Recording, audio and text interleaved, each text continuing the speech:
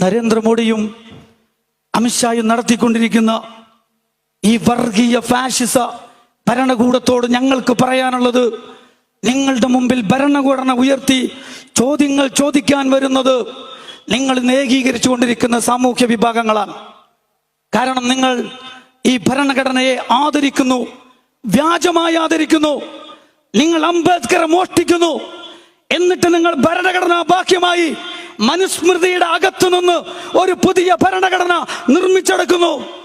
മനുസ്മൃതിയുടെ അകത്തു നിന്ന് നിങ്ങൾക്ക് ആവശ്യമായ വംശഹത്യ പദ്ധതികൾ നിങ്ങൾ ഈ രാജ്യത്ത് നിയമ ഭേദഗതിയിലൂടെ കൊണ്ടുവരുന്നു. തീർച്ചയായിട്ടും നിങ്ങളോട് അവർ കണക്ക് ചോദിക്കും. വഴി നടക്കാൻ സമ്മതിക്കാതെ,